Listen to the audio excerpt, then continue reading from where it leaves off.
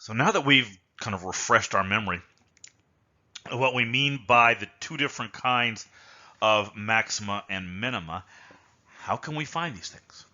How can we find these things for an arbitrary function? And first, we have a quick definition here.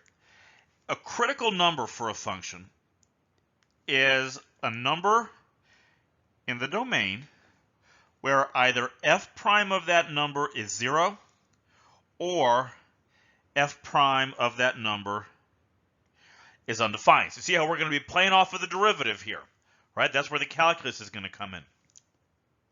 Now down here, this is our fundamental theorem for doing this kind of thing.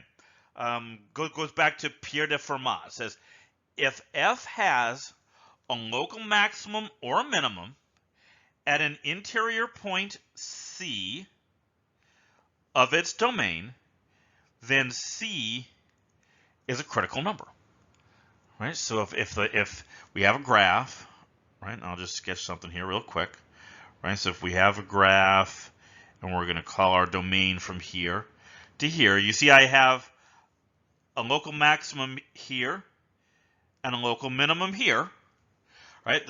This theorem is saying f prime of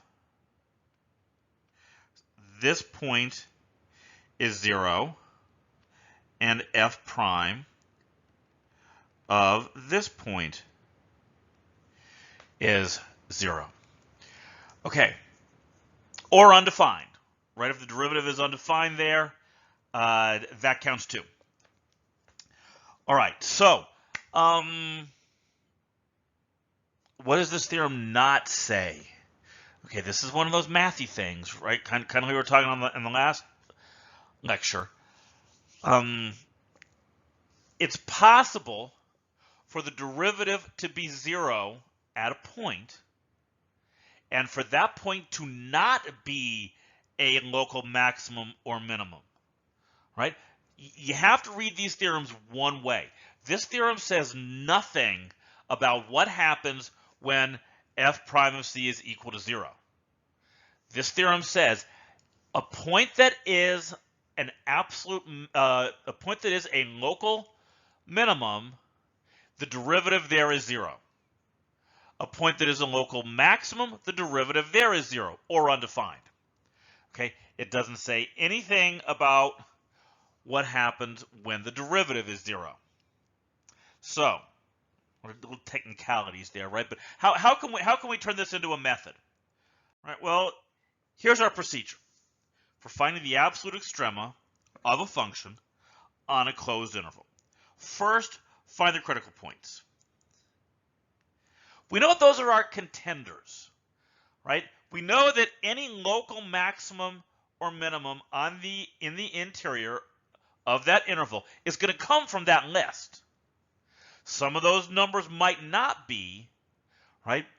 But if there is a maximum, a local maximum or a local minimum on the interior of that interval, it's got to be at one of those values, right? So then what we're going to do is evaluate f at those points, right? At the critical points and at the endpoints, because if you flash back to that theorem, it didn't say anything about the endpoints. It said if C is an interior point. All right, so we kind of have to check the endpoints independently. Then it's going to be very brute force. Take the largest one, that's the maximum. Take the smallest one, that's the minimum. So let's look at some examples. All right, so I have this polynomial, and I want to find the absolute extrema on the interval from -3 to 6. All right, well, step number 1 says find the critical values. The critical values are the points where the derivative is equal to 0 or undefined. So let's find those. F prime of x is 3x squared minus 6x minus 24.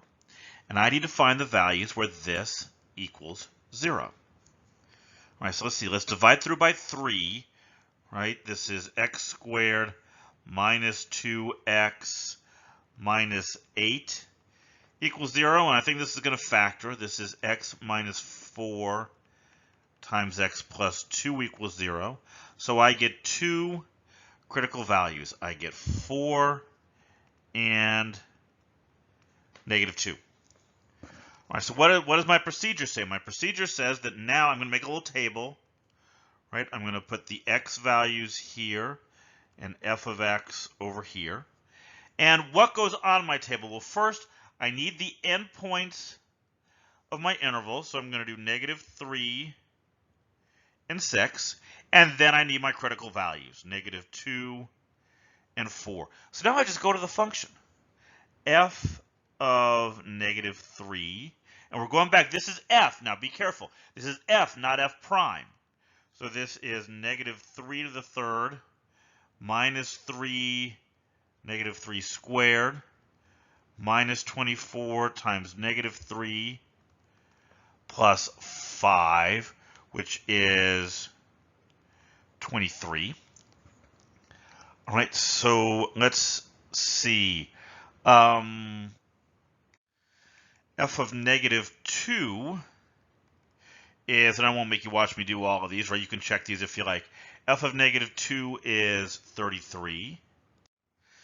F of 4 is negative 75. And F of 6 is negative 31. And that gives us our answers. Which of these function values is the biggest? Well, that's this one. And which is the smallest? That's this one. Okay, so I would say right now, how do we answer the question? I would say there is an absolute maximum at negative 2, 33, and an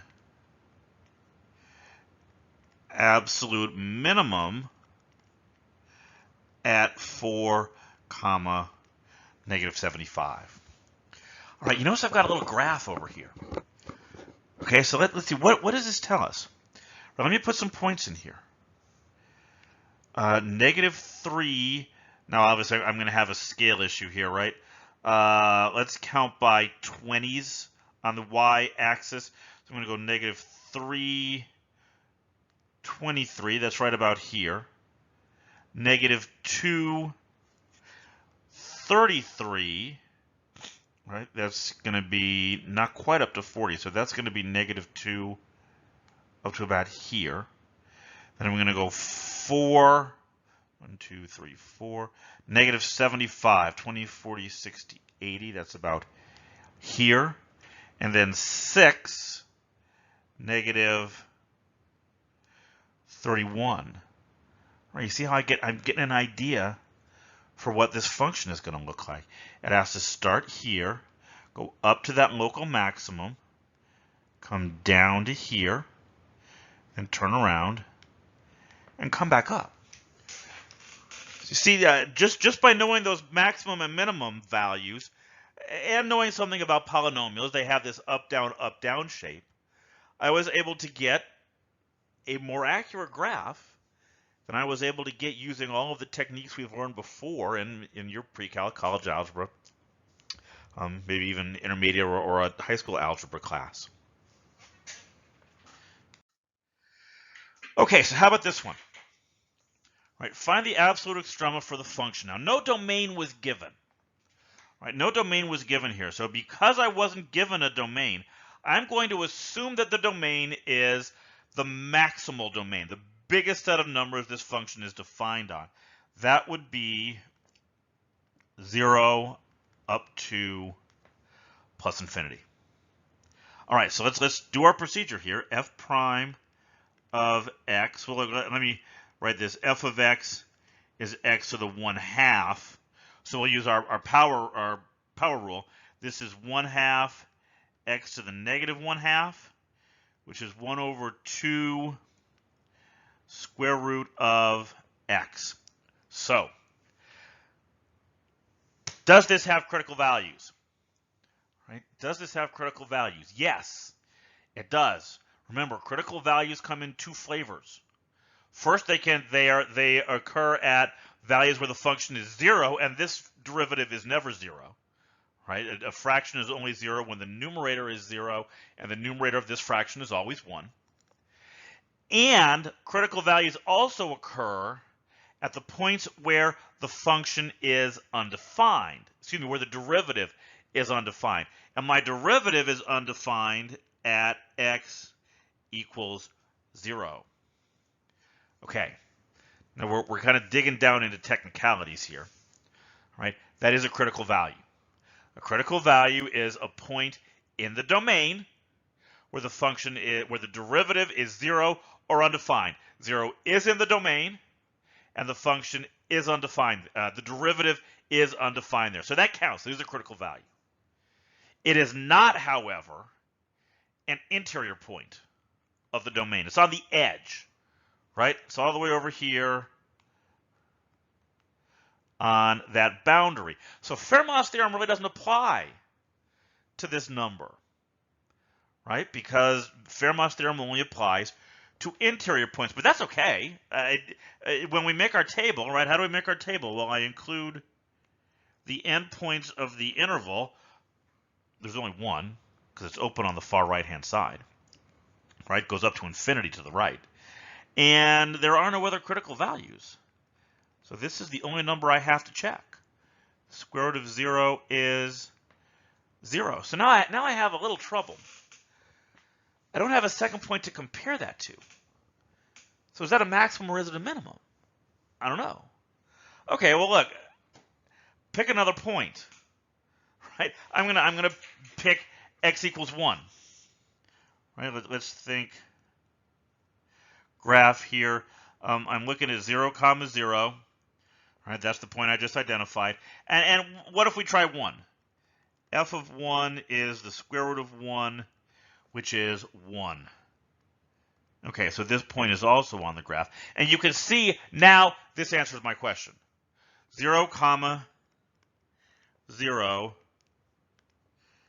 is an absolute minimum. Now, let me ask you this. Maybe some of you are thinking this. How do I know that the function at some point doesn't turn around and go down below 0? Well, let's say hypothetically it did. Let's say hypothetically it came up, turned around, and came back down. Now, you probably know what the square root of function looks like. You know it doesn't, right? But let's say it did. How can we know? How can we know this doesn't happen? Well, here's how. If it did, this point, let's call it x equals c, would be a local maximum.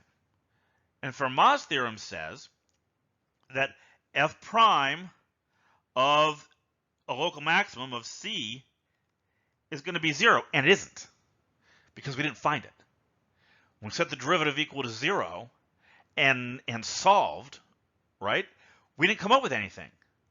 That means there were no other potential maxima or minima in there, right? So that's how we know, right? That's how checking that one point and seeing that it was bigger was good enough to let me conclude that 0 is in fact the absolute minimum of this function. All right, so try this one out. Right, try this one out, see what you come up with. That should be a closed interval there. Try that one out, see what you get. All right, so step number 1, look at the derivative. F prime of x is 4x cubed minus 36x plus 0, right, the derivative of 1. I'm going to set this equal to 0. All right, so first let's divide through by 4.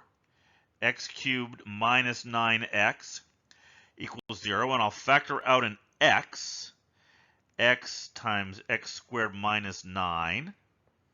This is x times x plus 3 times x minus 3 equals 0. So I get 3 values here. x equals 0, x equals -3, and x equals 3. All right, so let's make our table. Make a table here, do the x values. Let's say I'm going to pull my numbers here. I'm going to do 0, 3, and 4. And that's it. All right, that's all I'm going to put on my list. Just think about that for a second. Maybe you saw this, maybe you didn't, right? I want to find the absolute extrema for this function on this interval. -3 is not on that interval. So I don't care what the function is doing over there, right? All I care about is the numbers between 0 and 4 inclusive. All right, so now let's test these. F of 0, that's easy, right? F of 0 is 1. F of 3 is -80. And F of 4 is -31. And that's it. Now I can answer my question. F has an absolute maximum at 0, 0. That was the biggest function value. And an absolute minimum at, let's say the smaller one is -80. So I'll say the absolute minimum is at 3, -80. Okay. So here's my next question. That point at x equals 4, 4, -31. What's that? Because we haven't talked about locals yet, right? We haven't talked about local maximum and local minimum, right? Is that what f of 3 is? Okay, well, that's another question, right? That's another question. And we're going to put that one on hold. Okay. Couple sections down the line, we're going to talk about we're going to talk about relative maximum, relative minimum. We'll see how we can find those. Right now, I have another kind of interesting one here, right, for us to talk about. Right, I want to find the absolute extrema for the function cosine 2x. I haven't specified a domain, right? So we're going to be talking all real numbers because that's the maximum, kind of the largest domain of the cosine function. So let's see how this works. F prime of x equals minus sine, nope, forgot the chain rule bit. Well, minus sine 2x times the derivative of 2x. So this is minus 2 sine 2x. And I want to know, where does this equal 0? Let's see. The sine function is equal to 0 at pi over 2, 3 pi over 2. Oh, sorry, the sine. Sine is equal to 0 at 0, pi, 2 pi, 3 pi, right? So this is equal to 0 when 2x is equal to k pi, where k is an integer. Let's divide both sides by 2. X equals k pi over 2. Okay. So how can I test these, right? How can I test these things? Well, let's just pick a few here and kind of see what happens, right? I'm going to do, let's do, when k is 0, x is 0, 1 makes it pi over 2, 2 makes it pi, 3 makes it 3 pi over 2. Let's see if that's enough. See if that's enough to see what's going on. Now remember, we're putting these back into the f of x, or the cosine function up there. Cosine 2 times 0, the cosine of 0, that's 1. Cosine 2 times pi over 2, that's the cosine of pi, which is -1. Cosine of 2 pi is 1 cosine of 3 pi is negative 1. So, okay, so hopefully you see what's happening, right? We're looking at minima at x equals, let's see, it was pi, 3 pi. It would happen again at 5 pi. Remember how we say an odd number? Right? It would be 2k plus 1 pi. And it's got the maxima at x equals the even ones, right? The maxima occur at 0, 2 pi, 4 pi, 6 pi. So the maximum will occur at 2k pi. Now, I got to stop here. You notice I've got our definition down here at the bottom. Right? I've got our definition here because this is an interesting question. And let's just talk about the maximum ones, because my argument here is going to work for the minimum ones too. Is x equals 0, 0 comma 1, let me sketch a quick graph, right? So you see what's happening. 0 comma 1, then there's pi over 2, there's pi, 2 pi, there's going to be 3 pi, and the minima are down here, and our function looks like this. Okay, so my question is this point here, just to pick that one to pick on, is that in fact an absolute maximum? Because my concern is there's duplicates, right? There are other places where the function equals 1. What happens when I have duplicates? Go to the definition. Right? Go to the definition.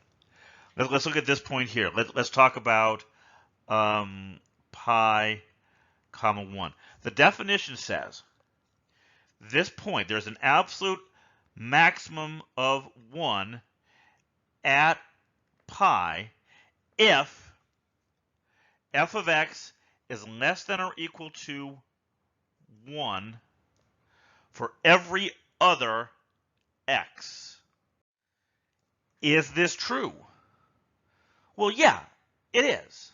Right? Even over here at 3 pi, where the next occurrence of y equals 1 is, f of 3 pi is less than or equal to 1. It didn't go above it. And that's all it takes. Right? So yes, it is okay to have duplicates, right? We can have, I know this is a little weird, kind of defies the English a little bit, but yeah, it is possible to have, for the absolute extrema to occur at more than one point, right? The absolute maximum of this, let me phrase this very carefully now. The absolute maximum of this function is 1, and it occurs at multiple points. It occurs at x equals 2k pi for any integer k. And similarly, the absolute minimum of this function is -1, and it occurs at multiple points. Again, x equals 2k plus 1 pi, where k is an integer. Okay, so what's next? This is absolute maximum minimum. We looked at some examples, got a bunch of kind of interesting, unusual cases, right? So next, I want to answer that question: how can we identify a local maximum or minimum? And to do that, we're going to need a little something extra, right? We're going to need a special tool. It's called the mean value theorem.